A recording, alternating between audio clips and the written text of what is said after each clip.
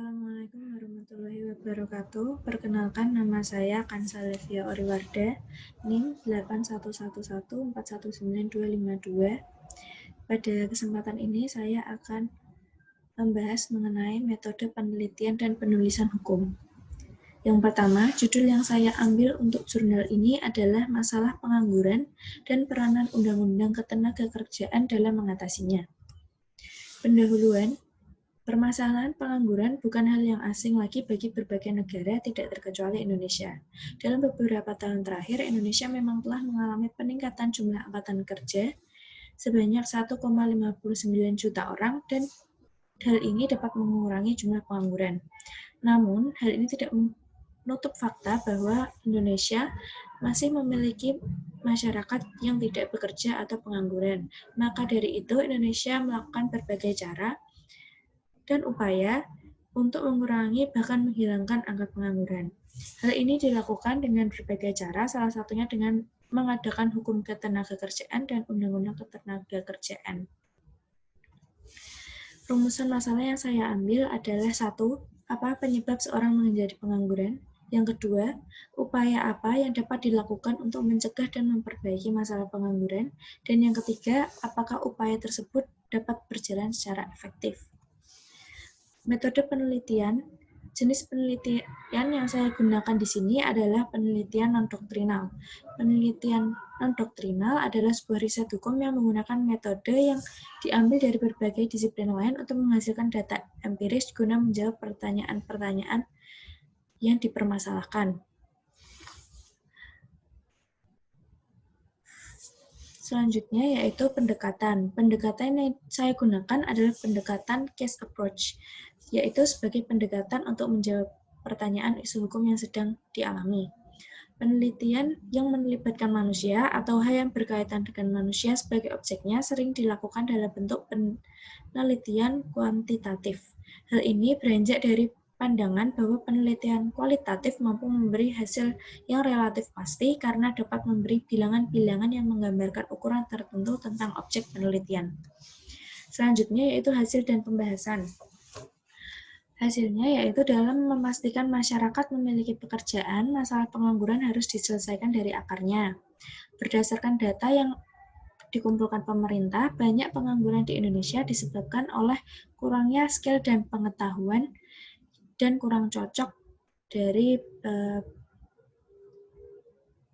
pekerjaan tersebut. Nah, untuk mencegah hal itu terus berlanjut, maka pendidikan harus benar-benar ditanamkan ke anak bangsa.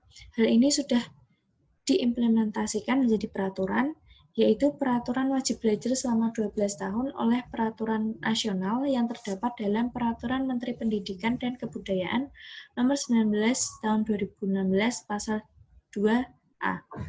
Selain masalah kurangnya skill dan individu, banyak pengangguran tidak memiliki pekerjaan karena lapangan kerja yang jumlahnya lebih sedikit ketimbang pencari kerja. Dengan ini, pemerintah seharusnya dapat membantu warga untuk meningkatkan kemampuan wirausaha warganya sehingga tidak bergantung pada perusahaan. Hal ini dapat dicapai dengan memberi pelatihan kewirausahaan dan telah direncanakan untuk diadakan yaitu dalam Undang-Undang Kewirausahaan Nasional tahun 2020 Pasal 19, yaitu upaya pemerintah dalam mewujudkan kewirausahaan nasional, pemerintah pusat dan daerah dengan gerakan kewirausahaan nasional, inovasi pendidikan kewirausahaan, pelatihan kewirausahaan, inkubasi wirausaha, magang, konsultasi, dan pendampingan wirausaha. Selanjutnya, peraturan dikeluarkan pemerintah antara lain terdapat dalam Undang-Undang Nomor 13 Tahun 2003 tentang Ketenagakerjaan mengenai larangan sifat diskriminatif terhadap pekerja tertentu karena ras, warna kulit, agama, atau kelahirannya. Peran pemerintah dalam pembangunan ketenagakerjaan dengan pembangunan tenaga kerja makro dan mikro, pelatihan kerja, penyelenggaraan magang, dan banyak lainnya telah dinilai dapat membantu pekerja dalam melakukan hubungan antara pekerja dan pemberi pekerja, serta memberi kesempatan bagi pengangguran untuk mengasah skill dan kemampuannya. Selanjutnya, kesimpulan yang dapat saya ambil yaitu jika berdasarkan statistik jumlah pengangguran dari tahun ke tahun di Indonesia memang sudah mengalami penurunan. Namun, menurut saya hal ini masih kurang cepat apabila dibandingkan dengan negara lain. Upaya Indonesia dalam mengurangi pengangguran menurut saya sudah sangat tepat, sudah berada di jalan yang tepat namun kurang efektif. Sekian presentasi dari saya, kurang lebihnya mohon maaf. Wassalamualaikum warahmatullahi wabarakatuh.